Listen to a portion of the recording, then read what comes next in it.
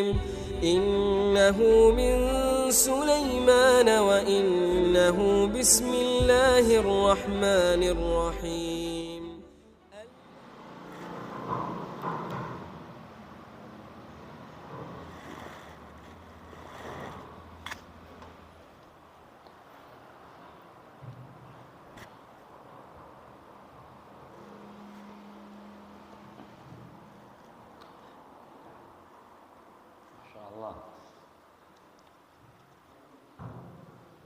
Bismillah, Assalamualaikum warahmatullahi wabarakatuh. Alhamdulillahilladzi hadana lihada wa ma kunna linahtadiya laula an hadana Allah. Alhamdulillahilladzi khalaqana wa razaqana wa lam yatrukna hamalan bal arsala ilayna rasulan linattabi'ahu wa nuti'ahu. Alhamdulillahilladzi hamdan katsiran tayyiban mubarakan fihi kama yuhibbu rabbuna wa yardahu. Thumma assalatu wassalamu ala ashrafi al-anbiya'i wal mursalin nabiyyina wa habibina wa qurrati a'yunina Muhammadin wa ala alihi wa sahbihi ajma'in. Amma ba'du, fa inna asdaqal hadith kitabullah wa awthaqal 'ura kalimatut taqwa wa syarral umuri muhdatsatuha wa inna kulla muhdatsatin bid'ah wa kulla bid'atin dhalalah wa kulla dhalalatin finnar. Ma'asyiral muslimin wal muslimat, a'azzani Allah wa iyyakum. Semoga senantiasa Allah Subhanahu wa taala melimpahkan kepada kita semua rahmatnya serta taufiknya yang dengannya kita dapat terus menerus memperbaiki, memperbaharui diri kita ini dalam beribadah kepada Allah Subhanahu wa taala yang menjadi tujuan kita. Kita butuh akan rahmat Allah, kita butuh akan taufiknya. Tanpa keduanya itu tidaklah seorang manusia itu bisa berjalan. Dengan rahmat Allah kita bisa makan, kita tahu mana yang bisa kita makan dan tidak bisa kita makan. Begitupun juga mana yang bisa kita minum dan tidak bisa kita minum. Dengan rahmat Allah kita tahu mana yang baik, mana yang buruk, mana yang benar, mana yang salah, mana yang hak, mana yang batil. Dan dengan taufik Allah kita bisa mengerjakan perintah-perintah Allah dan menjauhi larangan-larangan Allah. Ma'asyiral muslimin wal muslimat rahimani wa rahimakumullah.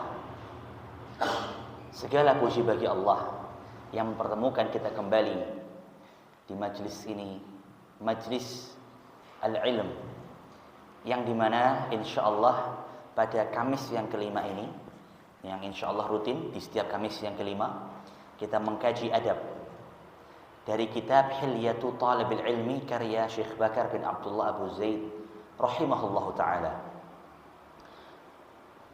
Ana lupa ini sudah yang keberapa kali pertemuan ini, tapi masya Allah kita sudah pada fasal yang kelima. Fasal yang kelima ini dalam kitab Hilyah ini itu merupakan sudah masuk ke pertengahan kitab ya. Masuk pada pertengahan kitab dari kitab yang membahas tentang adab yang menjadi perhiasan bagi seorang penuntut ilmu. Kaum muslimin wal muslimat rahimani wa rahimakumullah. Kita tahu bersama dan sadari bersama bahwa dengan ilmu ini Allah Subhanahu wa taala itu mengangkat derajat sebagian kaum di atas yang lainnya.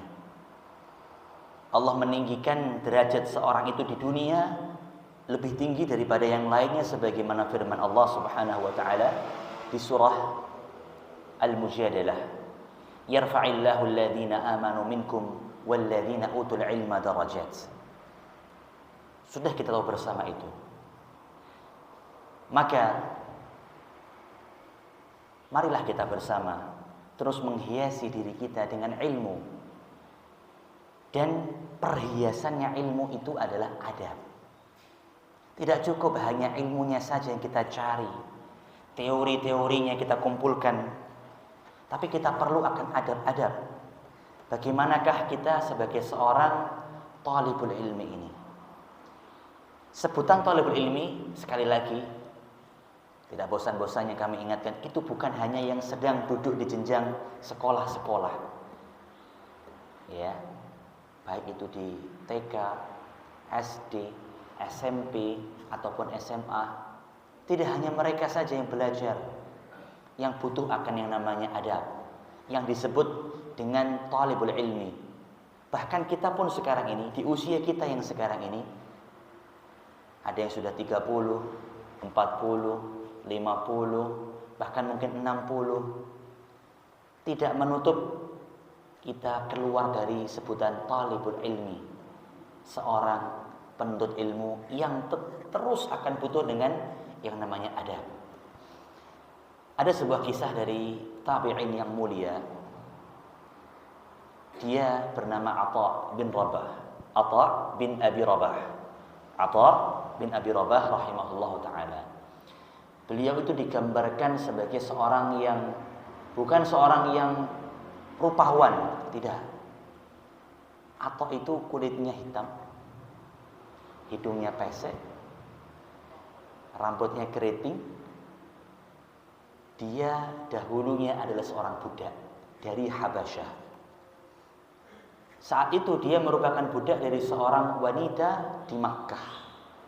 Tapi Masya Allah, dengan statusnya seorang budak tidak menutup dirinya itu untuk mencari ilmu. Dia merupakan salah satu murid yang Masya Allah telah belajar dengan beberapa sahabat yang mulia seperti Abdullah bin Abbas, Abdullah bin Umar, Abu Hurairah, Abdullah bin Mas'ud, dan seterusnya. Jadi dia termasuk seorang yang dengan statusnya itu masih budak. Ya, budak itu tahulah bersama bagaimana stratanya dia. Tapi tidak menutup dia untuk mencari ilmu. Dia sering hadir di majelisnya sahabat-sahabat tadi yang kami sebutkan. Dia membagi waktunya menjadi 3. Satu waktu untuk menunaikan tugas dia sebagai seorang budak, memenuhi panggilan majikannya, apapun yang dibutuhkan. Waktu yang kedua, dia pergunakan untuk beribadah kepada Allah. Dan waktu yang ketiga ini untuk mencari ilmu. Sampai ketika majikannya itu seorang wanita dari yang tinggal di Makkah, tidak disebutkan namanya, melihat bagaimana konsistennya Atha bin Abi Rabah ini, akhirnya dia dimerdekakan. Dan semenjak dia dimerdekakan, dia tidak mau keluar dari Makkah. Dia menetap di Makkah dan dia menjadi ulamanya Makkah. Sampai suatu ketika seorang khalifah, Sulaiman bin Abdul Malik. Sulaiman bin Abdul Malik, seorang khalifah di dinasti Umayyah, datang ke Masjidil Haram untuk tawaf. Yang mana dia juga memiliki keperluan untuk bertanya kepada Atha bin Abi Rabah ini. Dia bawa 2 orang anaknya. Ketika itu, setelah dia tawaf, dia tanya kepada pengawalnya, mana orang yang aku ingin temui itu? Kata pengawalnya, di sana. Terlihat di sebelah sana, di pojok sana itu, Atha bin Abi Rabah sedang sholat, dan di belakangnya itu banyak sekali manusia, di samping kanan kirinya, menunggu dia selesai sholat. Sulaiman bin Abdul Malik, seorang raja, seorang khalifah, dia punya hajat untuk bertanya kepada Atha bin Abi Rabah ini. Sehingga selesai dia tawaf, dia langsung mendatangi. Dia tidak mau pengawalnya untuk membukakan jalan, karena itu adalah rumah Allah, semua derajatnya sama. Dia berjalan dengan kedua anaknya, duduk di paling belakang antrian. Bayangkan, dia seorang khalifah, duduk di paling belakang dari antrian manusia-manusia ingin juga bertanya, belajar dengan Atha bin Abi Rabah. Selesai Atha bin Abi Rabah salat 2 rakaatnya, kemudian dia berbalik kemudian dia menuntaskan semua hajatnya para manusia yang bertanya kepadanya, sampai giliran itu sampai kepada Sulaiman bin Abdul Malik. Si anak, dua anaknya ini bertanya-tanya, siapa ini? Ini ayahku kok sampai tidak mau dia seorang raja. Tapi dia begitunya menunggu di belakang antrian para manusia. Sampailah bertemu dengan Atha bin Abi Rabah, dia menanyakan masalah-masalah tentang haji, selesai. Berlalulah mereka, Sulaiman bin Abdul Malik dan kedua putranya.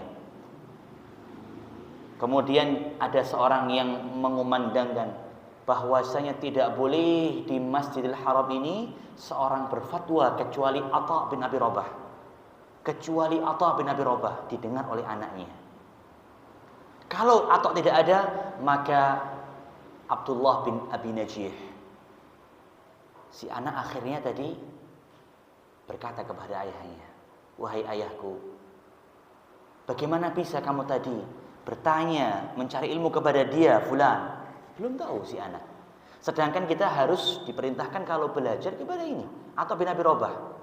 Ketahuilah wahai anakku, dia yang aku tadi mendatanginya itu adalah Atha bin Abi Rabah.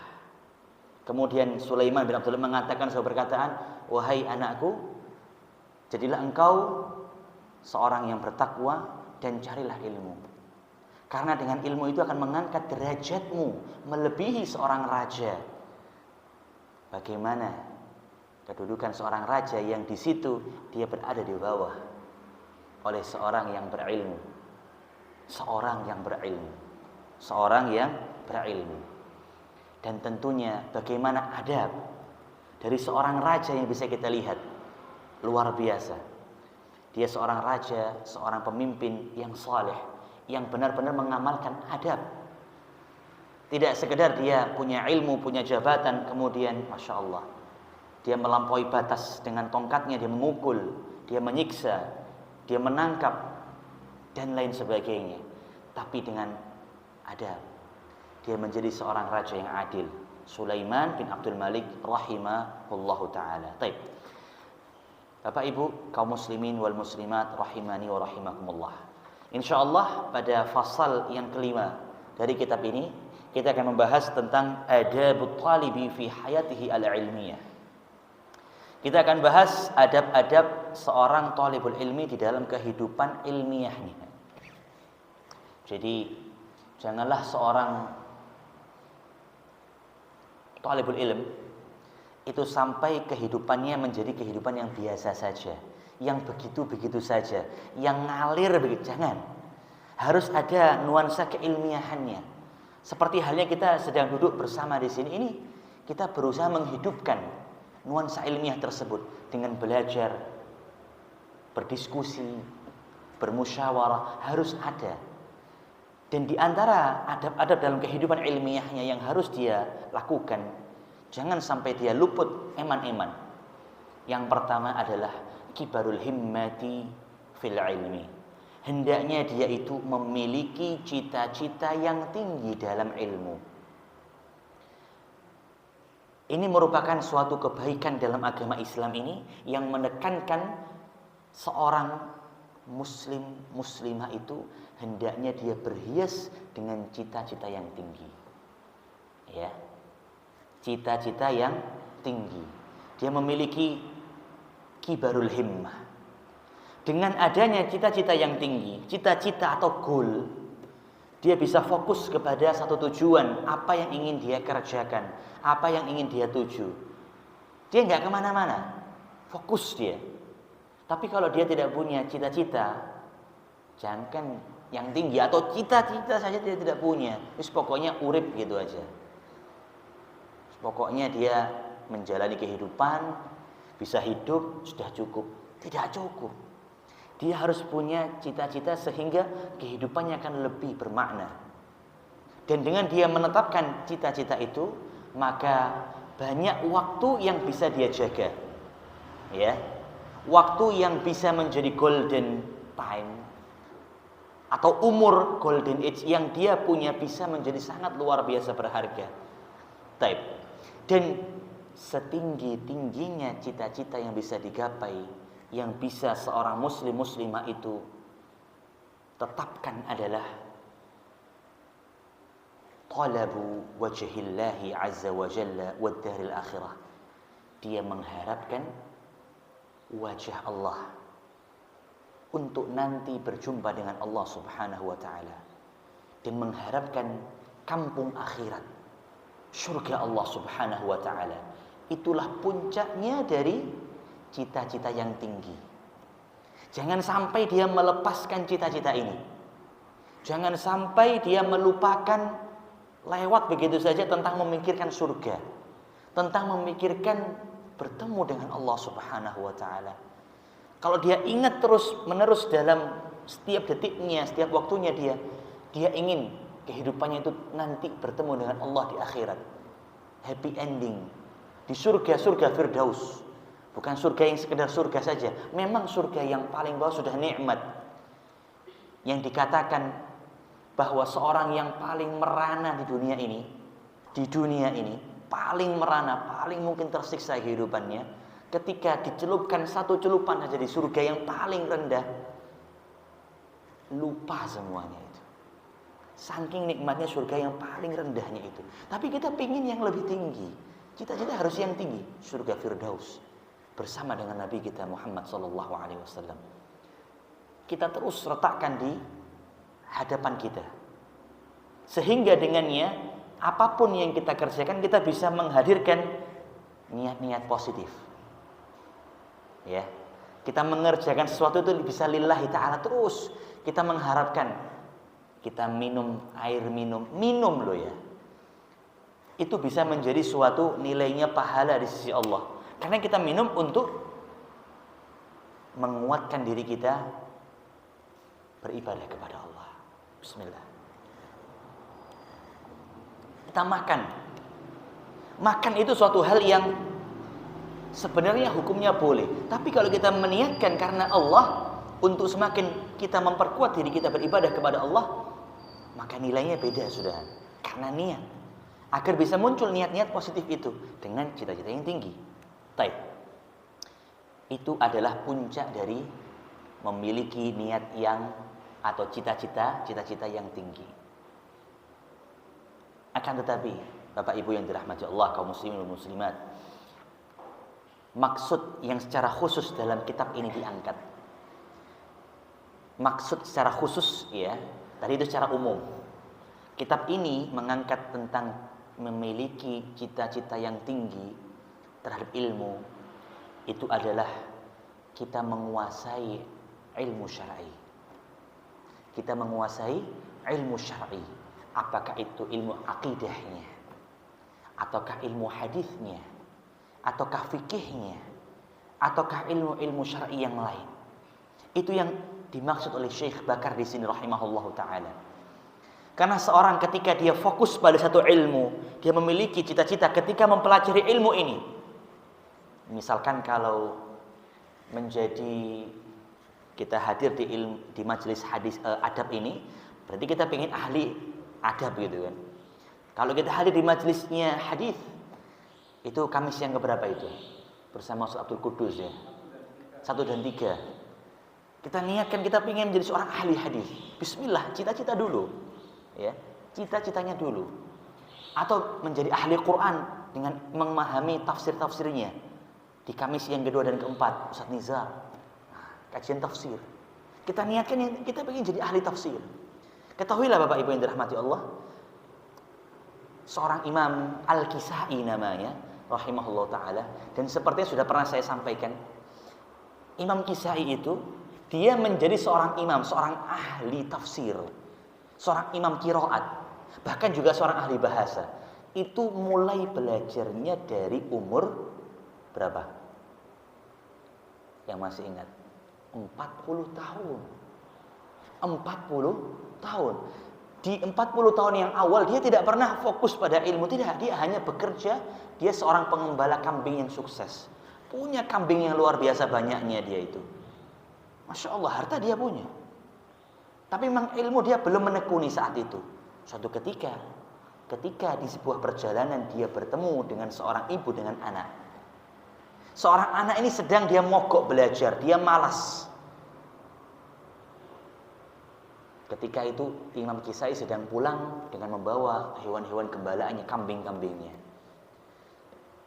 Sampailah ibu itu menasihati anaknya, bukan bermaksud merendahkan sebenarnya, cuma ingin memberikan sebuah percontohan yang bahasanya itu sangat membuat Imam Kisai ini sangat tergerak.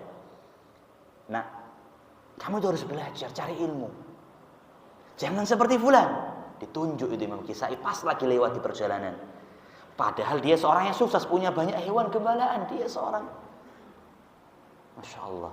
Tapi dikatakan oleh seorang ibu itu, kamu belajar, jangan seperti dia. Loh, waduh. Jadi seorang yang dia mengembala kambing dikatakan seakan-akan tidak pernah dia punya ilmu. Ya. Akhirnya Imam Kisai itu tergerak luar biasa, dia jual aset-asetnya itu untuk dia terjun kepada ilmu di usia yang sudah 40 tahun. Subhanallah, dengan izin Allah, dengan cita-cita yang tinggi dia menjadi seorang ahli bahasa. Ahli bahasa. Ketika kita membaca buku sejarah ahli bahasa Arab ya di sini maksudnya ya, bukan semua bahasa bukan, tapi dalam khusus bahasa Arabnya. Imam Kisai itu masuk dalam jajaran tersebut. Padahal dia bukan orang Arab. Dan banyak ahli bahasa Arab tercatat dalam sejarah itu. Imam Sibawayh, ya. Kemudian Imam Khalil Al-Farahidi, Fairuz Abadi, itu semua ahli bahasa Arab, tapi bukan orang Arab. Ajib. Dia punya cita-cita yang tinggi, Imam Kisai, dan dia lanjutkan lagi belajar ilmu tafsir, bahkan sampai dia menjadi seorang ahli imam qiraat.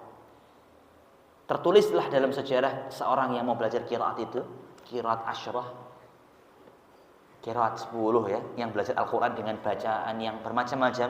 Kita tahu, pernah kita mungkin mendengar bacaan wadduhi, bukan wadduha, tapi wadduhi itu adalah qiraat, ada ilmunya.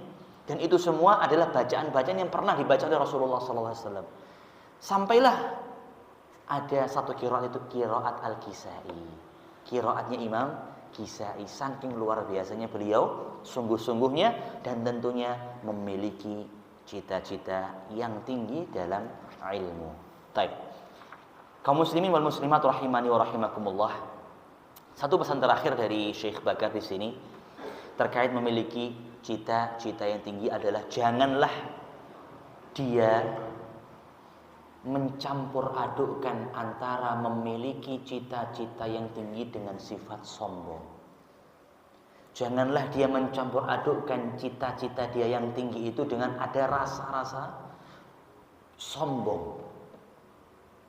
Sehingga ketika dia melangkah nanti itu tidak akan merusak ilmunya. Tapi kalau dia di situ ada kesombongan, hati-hati. Hati-hati. Karena kesombongan itu akan menutup ilmu. Ya. Dan kesombongan parahnya bisa menjadikan seseorang terhalangi dari masuk surga Allah.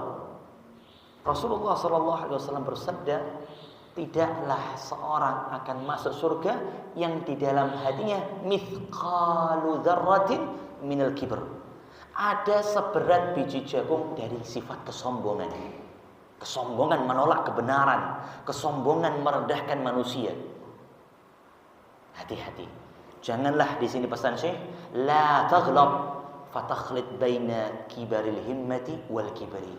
Jangan sampai tercampur di situ kesombongan. Fa inna bainahuma minal farq baina as-sama'i dzatir raj'i wal ardi dzatis sad'i. Karena permisalan seorang yang memiliki cita-cita yang tinggi itu adalah laksana langit yang bertingkat-tingkat ke atas. Dan kesombongan itu seperti bumi yang bertingkat-tingkatnya, berlapis-lapisnya ke bawah, jauh sekali. Nggak bisa bertemu, tidak bisa bertemu. Baik. Kemudian adab yang kedua dari fasal yang kelima ini adalah an-nahmatu fit talab. Kaum muslimin dan muslimat rahimani wa rahimakumullah. Seorang talibul ilmi di dalam kehidupan ilmiahnya, selain memiliki cita-cita yang tinggi, dia harus memiliki perasaan butuh. Al-hajah, an-nahmatu, butuh. Dia butuh untuk mencari ilmu. Gak cukup cita-cita, dia butuh. Dia benar-benar mendatangi. Seakan-akan dia itu butuh minum, ya dia datang ke tempat yang menjual air minum misalkan. Dia butuh makan, ya datang ke dapur. Gak mungkin dia, aduh aku pengen makan ini dan seterusnya, tapi dia gak mau datang ke tempat makanan itu. Gak bisa. Gak bisa. Dia harus memiliki perasaan butuh di dalam mencari ilmu itu. Dia butuh sehingga dia datang ke majelis ini di Al-Irsyad, Insyaallah Al-Islamiyah. Dia datang ke majelis ilmu di masjid sana, majelis situ. Dia datang karena butuhnya dia. Dan ketika seorang sudah butuh itu akan dipenuhi. Ya, sebagaimana seorang kalau butuh, bahkan tempat yang buruk pun kalau kita butuh kita datangi. Kamar mandi. Kita butuh semua buang air. Enggak ada yang enggak normal kok tidak. Padahal itu kita mendatangi tempat yang buruk. Tempat berkumpulnya kotoran-kotoran. Dan bahkan tempat bernaungnya syaitan laki-laki dan perempuan. Sebagaimana kita berdoa, Allahumma inni a'udzubika minal khubuthi wal khaba'ith. Ya Allah, aku berlindung kepadamu. Di dalam kamar mandi ya, kita berlindung dari apa? Dari jin laki-laki dan jin perempuan. Itu tempat kumpulnya mereka. Tapi karena kita butuh, kita datang. Kita harus timbulkan perasaan butuh itu. Sehingga mau gak mau kita akan datang. Kita akan penuhi itu. Kita butuh. Butuh akan ilmu. Sebagaimana kita butuh akan minuman, akan makanan. Ya, tidak cukup. Makanya kehidupan talibul ilmi itu harus ditimbulkan perasaan butuhnya terhadap ilmu. Dia akan datang nantinya itu. Masya Allah. Bahkan kalau sudah rasa butuhnya ini Masya Allah ya, bahkan yang jauh pun akan didatangi. Ya, Masya Allah. Nah ini ustadznya yang jauh pun datang ke sini. Dari Kediri ke sini, Masya Allah. Ya, semoga yang hadir pun juga mendatangkan rasa butuh. Butuh akan untuk bisa sebagai seorang guru menyampaikan ilmunya, sebagai seorang talibul ilmi untuk mengambil ilmunya. Meskipun terlepas ada perbedaan umur, ada perbedaan-perbedaan, tapi kita cari ilmunya. Selama itu qala Allah yang disampaikan, selama itu qala Rasulullah yang disampaikan, maka ini ilmu. Ya. Selama jelas yang disampaikan, sumbernya jelas, firman Allah Subhanahu wa taala, hadis Nabi, sudah apa lagi? Karena sahabat dahulu itu ketika mencari ilmu kepada Rasulullah, carinya apa? Apakah cari ilmu persawahan? Tidak. Apakah ilmu pertambangan? Tidak. Lah. Ya qala Allah, qala Rasulullah. Itu yang dicari oleh generasi terbaik dahulu. Sahabat. Yang dicari para tabi'in. Ya qala Allah, qala Rasulullah. Para pengikut tabi'in ya juga sama. Bahkan imam-imam yang masyhur yang kita kenal, Imam Syafi'i, Imam Ahmad, Imam Malik, Imam Abu Hanifah, bahkan Imam Ghazali, yang dicari apa? Ya qala Allah, qala Rasulullah. Itu sudah yang kita ambil. Baik. Memiliki perasaan butuh terhadap mencari ilmu. Kaum muslimin wal muslimat rahimani wa rahimakumullah. Dibawakan di sini sebuah perkataan oleh Syekh. Wa qad qila, dikatakan oleh para sebagian ulama dahulu, laisa kalimatun ahadda ala talabil ilmi minha fahdhar ghalatal qail. Hati-hatilah dengan salahnya persepsi, salahnya engkau memahami sebuah ucapan, ma tarakal awwalu lil akhiri. Tidak ada yang ditinggalkan oleh orang-orang terdahulu kepada generasi sekarang. Karena kita melihatnya dari sudut pandang kebutuhan-kebutuhan yang sudah berbeda. Ya. Seakan-akan tidak ada peninggalan dulu yang kita pakai sampai sekarang ini. Jangan sampai salah memahami perkataan ini. Tapi sisi kita melihatnya kita rubah. Wasabuhu kam tarakal awwalu lil akhiri. Betapa banyak yang telah ditinggalkan orang dahulu untuk orang-orang yang terakhir yang sekarang ini. Jangan kira kita melihat handphone misalkan kecanggihan teknologi. Itu kecuali dari dulu sudah ada yang menemukan telepon dulu. Ada menemukan listrik terlebih dahulu. Kalau nggak ada, nggak mungkin sekarang kita bisa menikmati nikmat memiliki handphone ini. Ya. Memiliki buku. Nggak mungkin buku ini sekarang ada kalau nggak dulu itu ada yang menulisnya. Mengawali menemukan kertas, menemukan pena. Tidak mungkin. Betapa banyak orang dulu sudah meninggalkan untuk kita ini sekarang. Lebih-lebih secara khusus yakni ilmu syar'i. Betapa banyak yang sudah diwariskan oleh para sahabat, ya, para tabi'in, tabi'ut tabi'in, imam kita. Untuk kita ini, kita nggak usah cari-cari yang baru, yang aneh, yang nggak usah. Seakan-akan ini hal, oh ini baru ini. Ya ini yang harusnya itu, subhanallah. Seakan-akan merasa yang sekarang dikerjakan ini lebih baik daripada yang dulu dikerjakan. Misalkan ya,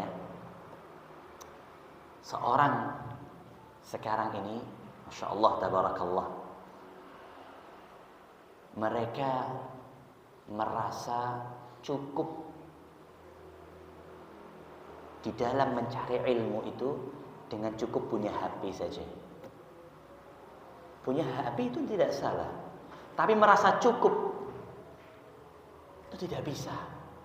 Dia merasa dengan punya smartphone ini, dengan tidak perlu punya buku, tidak perlu mencatat ilmu, ya, bukan bermaksud menyindir, tapi bahwasanya itu tidak akan, subhanallah, bahwasanya cara mencari ilmu dari dulu yang telah mereka turun temurun itu ajarkan. Rasulullah mengajarkan para sahabatnya, Rasulullah yang tidak bisa menulis, Rasulullah itu menyampaikan, para sahabat menghafal, ada yang menulis. Ya, itulah cara mencari ilmu yang baik. Terus lagi mungkin tentang masalah kita lebih cara ibadah misalnya. Sebagai contoh kita bersalawat kepada Rasulullah sallallahu alaihi wasallam. Tidak perlu jauh-jauh kita membuat salawat-salawat yang panjang sekali, yang kita rasa wah ini indah syairnya. Padahal para sahabat dahulu sudah diajarkan cara bersolawat yang terbaik, yaitu dengan mengucapkan Allahumma salli ala Muhammad wa ala ali Muhammad kama sallaita ala Ibrahim wa ala ali Ibrahim innaka Hamidum Majid. Allahumma barik ala Muhammad wa ala ali Muhammad kama barakta ala Muhammad wa ala ali Muhammad kama barakta ala Ibrahim wa ala ali Ibrahim innaka Hamidum Majid. Terus muncul, itu sudah cuma begitu saja kurang mantap rasanya. Dibuatlah solawat-solawat yang baru. Solawat itu sudah ada tuntunannya. Tentu yang lebih baik itu yang sesuai dengan tuntunan sudah. Seperti itulah betapa banyak yang ditinggalkan dahulu para sahabat ridwanullah alaihim untuk kita. Kita nggak perlu jauh-jauh dalam masalah agama, dalam cara mencari ilmu sudah ada petunjuknya. Tinggal kita menteladani saja, ya. Dan silahkan nanti dikiaskan dengan yang saya sampaikan. Nggak perlu disebut satu persatu. Baik. Kaum muslimin wal muslimat rahimani wa rahimakumullah. Kemudian sebagai penutup dari adab yang kedua ini, Syekh menyebutkan fa'alaika bil istiktsari min mirathin Nabi sallallahu alaihi wasallam. Maka wajib bagimu untuk memperbanyak warisan-warisan nabimu. Warisan-warisan Nabi Muhammad engkau perbanyak. Kita kalau dengar warisan kan rasanya itu pingin. Bahkan ada yang berebut. Bahkan na'udzubillahnya sampai bermusuh-musuhan. Bahkan ada yang na'udzubillah sampai membunuh dengan tega saudaranya untuk mendapatkan warisan. Padahal Nabi kita SAW itu membagikan warisannya dengan sangat terbuka, siapapun bisa. Warisan Nabi sampai sekarang siapapun bisa mendapatkannya. Mau sebanyak apapun dia dapatkan bisa. Gak perlu desel-deselan, gak perlu musuh-musuhan, dia bisa. Apa warisan Nabi itu? Al-ilmu. Warisan Nabi itu adalah al-ilmu. Dalam sebuah hadis Rasulullah SAW bahwasanya para anbiya, nabi-nabi bahkan jauh sebelum Nabi Muhammad SAW itu lam yuwarrithu dirhaman wala dinara. Tidaklah mereka mewariskan dinar dan dirham kepada anak turunnya, kepada para umat-umatnya. Innama warathul ilma. Sesungguhnya mereka mewariskan ilmu. Faman akhadahu akhadha bihadzin wafirin. Barang siapa yang mengambil ilmu itu, maka dia telah mengambil bagian yang besar dari warisan Nabi itu. Maka berbanyak jamaah kaum muslimin wal muslimat, kita menggapai warisan-warisan Nabi kita. Gak usah rebutan yang berdinar-dinar atau berdirham-dirham atau berrupiah-rupiah, sudahlah. Wistahlah. Kita lebih akan dimuliakan dengan kita berebut mendapatkan warisan Nabi. Wis. Sebagaimana tadi kisah Atha bin Abi Rabah yang kami sampaikan di awal. Dia seorang budak. Dia seorang yang berkulit hitam. Dia seorang yang rambutnya keriting. Dia hidungnya pesek. Masya Allah. Ini kalau dilihat, Masya Allah. Ini gak semua orang akan tahan dengan keadaan seperti ini. Ya. Orang yang sudah Masya Allah diciptakan Allah dengan kulitnya putih aja ada yang bunuh diri. Loh, kulitnya putih kan Masya Allah gitu kan. Ini kulitnya hitam. Seorang budak lagi. Masya Allah. Tapi dia tahu dengan ilmu Allah akan angkat derajatnya. Maka seorang yang berebut mendapatkan berbanyak-banyak mencari warisan Nabi, yakni ilmu, akan diangkat derajatnya oleh Allah di dunia dan di akhirat. Tidak perlu ragu lagi, sudahlah. Ini sudah pasti betul. Ya. Seorang yang mencari warisan Nabi, yakni ilmu, pasti akan dimuliakan. Dan sudah betapa banyak yang ditinggalkan orang-orang terdahulu, Nabi kita SAW, para sahabat radhiyallahu anhum, dari ilmu-ilmu yang bisa kita gapai, secara khusus ilmu-ilmu syar'i yang mendekatkan diri kita kepada Allah Subhanahu wa ta'ala. Baik. Satu lagi insyaallah, adab yang ketiga dari pasal yang kelima, yakni masih tentang kehidupan seorang talibul ilmi yang ilmiah. Bagaimanakah adab-adabnya? Yang ketiga, dia haruslah ar-rihlatu lit-talab. Dia itu mengembara. Dia itu mau merantau. Dia itu mau pergi. Bahkan mungkin jauh meninggalkan rumahnya, meninggalkan pulau, atau bahkan meninggalkan negeri untuk mencari ilmu. Ini harus mental yang dibangun. Dia harus mau datang. Yang jauh pun dia datang. Dia harus mau. Jangan sampai dia merasa, udahlah yang di sebelah aja, yang di masjid sebelah aja aku datang, yang di sana enggak usahlah. Padahal yang di masjid sebelah itu yang dibahas ya itu aja. Ketika di masjid yang di jauh sana, itu Masya Allah pembahasannya, karena yang menyampaikan seorang doktor, seorang syekh misalkan, Masya Allah, pasti ilmunya sangat luar biasa yang bisa dia gapai.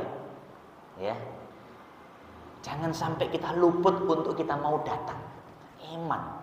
Misalkan di Tulungagung ini menghadirkan seorang syekh atau ustadz kibar di sebuah masjid, Masya Allah. Jangan ragu untuk datang, jangan mikir-mikir, aduh, nanti ada aku nanti begini begitu, ada apa omongan ini. Sudah, buang ilmu. Yang kita cari ilmu sudah, bukan kata orang. Oh itu majelisnya itu sudah, itu golongan itu. Ilmunya ini seorang syekh datang. Kapan lagi? Nanti kita menilai apa yang dia sampaikan ini sesuai nggak dengan Al-Quran, dengan As-Sunnah. Nah, kita bisa lihat sumbernya dia sampaikan jelas enggak, atau dia cuma omong kosong dengan katanya, atau dengan kisah ini, kisah itu yang tidak jelas. Ini siapa ini? Kita bisa menilai para hadirin wal hadirat. Kita harus rela mendatangi, kita pergi mengembara untuk mencari ilmu, dan itu sudah dicontohkan oleh para sahabat dahulu. Yang para sahabat Nabi SAW ini masih sahabat loh ya, belum jauh-jauh generasi setelahnya. Sahabat yang dia ketemu Nabi SAW. Ada seorang sahabat yang mana dia itu rela bepergian dari Makkah untuk pergi ke daerah Syam, berhari-hari, berminggu-minggu. Untuk apa? Mencari satu hadis, karena satu hadis ini dikatakan oleh Fulan bin Fulan. Jadi dia ini seorang sahabat yang tinggal di Makkah. Dia itu mendengar bahwasanya ada Fulan bin Fulan ini itu mendengar hadis Nabi secara langsung tentang masalah ini. Saat itu dijelaskan tentang masalah, insya Allah tentang masalah yang berhubungan dengan jenazah. Maka seorang sahabat ini rela untuk pergi berminggu-minggu ke Syam untuk menemui satu sahabat ini. Dan sahabat yang didatangi ini, dia itu tinggal di sebuah tempat yang sederhana. Dia nggak menyangka akan ada tamu yang datang sejauh itu menemui dirinya. Dia kaget lagi. Dia cuma didatangi karena apa? Ingin diminta satu hadis yang pernah dia dengar dari Nabi SAW secara langsung. Selesai dia minta itu, apa yang terjadi? Dia pulang, balik ke Makkah. Bayangkan kita kalau bisa seperti itu. Kita mungkin ya sudah jauh-jauh sana sekalian rekreasi ya. Kita cari kuliner mana yang zen, nginep seminggu, mungkin bahkan untuk berapa hari. Perjalanan jauh loh ini. Tapi kalau sahabat mentalnya nggak begitu. Ini hadis, ini ilmu, aku datang ke sana. Meskipun itu jauh, selesai pulang sudah. Kelas, karena ilmu dia datang. Baik. Sudah waktunya azan, mungkin break sebentar. Kira-kira azannya akan diazani atau menunggu azan sebelah? Baik. Insyaallah istirahat sebentar untuk menyimak azan. Barakallahu fiikum.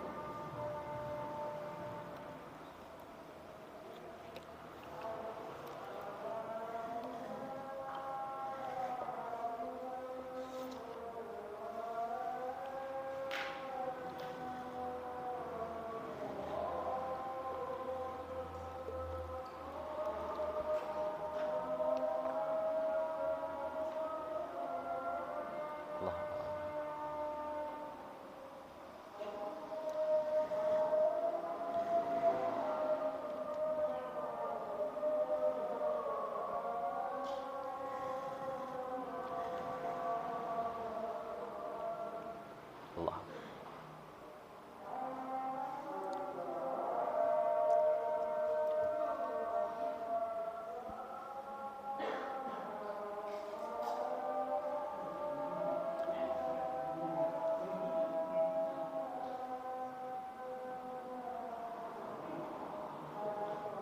Asyhadu an la ilaha illallah.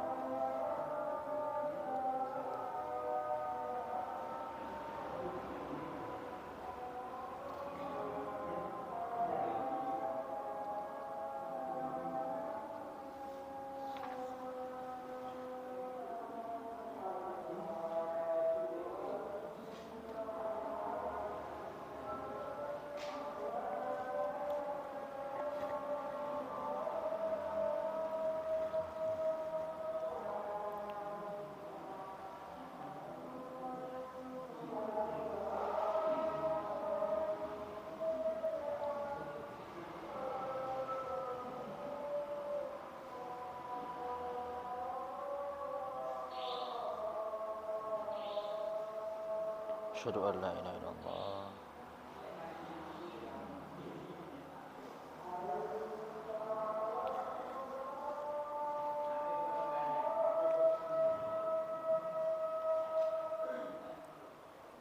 La haula wala quwwata illa billah.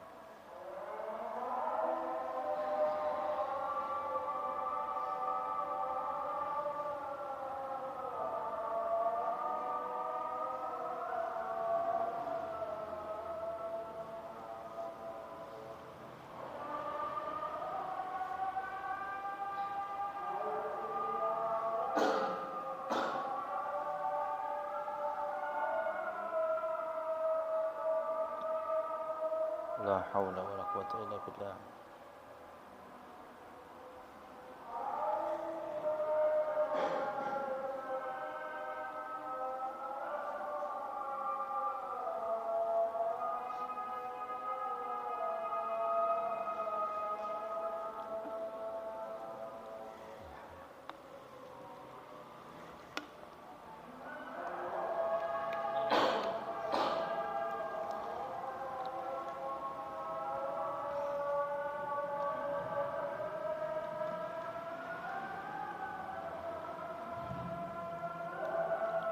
Allahu akbar, Allahu akbar.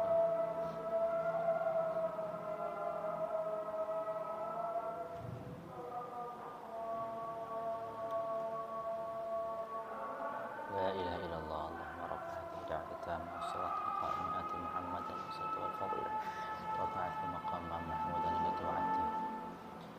Taib. Alhamdulillah. Hamdan katsiran tayyiban mubarakan fihi kama yuhibbu rabbuna wa yardahu.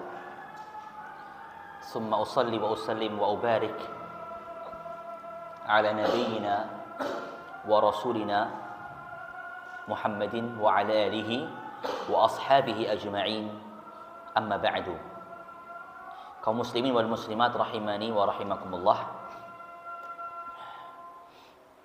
Tadi sampailah kita pada poin yang ketiga dari adab menuntut ilmu di dalam kehidupan ilmiahnya. Adab penuntut ilmu di dalam kehidupan ilmiahnya, yaitu adab ar-rihlah. Dia bepergian, dia mengembara untuk mencari ilmu. Yang tadi kami sampaikan sebuah kisah dari seorang sahabat. Sahabat itu bernama Jabir bin Abdullah atau Jabir bin Abdillah, yang dia datang diralat ya dari Madinah, bukan Makkah, afwan. Dari Madinah untuk menemui sahabat yang bernama Abdullah bin Unais radhiyallahu anhum yang di negeri Syam, hanya untuk menanyakan satu hadis. Masya Allah. Begitulah semangatnya sahabat. Di sini adalah kisahnya Jabir bin Abdullah. Masya Allah, luar biasa. Maka tinggal melihat kita ini. Jangan dilihat, wah saya sudah tua, sudah yang dekat-dekat saja. Kalau bisa, kenapa tidak? Karena kalau kita melihat para sahabat dahulu, itu mereka mulai menimba ilmu itu umur-umur yang sudah 40. Nabi saja diutus umur 40. Abu Bakar ya sekitarnya, tidak jauh. Umar tidak jauh. Jadi kebanyakan sahabat itu umur-umurnya tidak jauh dari Nabi. Umur-umurnya sudah 40, tetap semangatnya luar biasa. Ya meskipun nggak setiap waktu ya. Tapi ini bukan suatu pembenaran untuk suatu hal yang nantinya dia sampai keluar dari rumahnya berbulan-bulan, bertahun-tahun, yang misalkan dia sudah punya keluarga, dari istri, anak, untuk ditinggalkan tanpa ada nafkah. Ini tidak benar seperti itu. Tidak benar dia keluar kharaja untuk hal yang seperti itu. Niatnya mencari ilmu, tapi dia tinggalkan, sudah ada tanggungan dia. Jangan sampai dia melupakan hal yang wajib, ya. Maka dia bisa mengukur sendiri seperti apa dia bisa melakukan rihlah ini.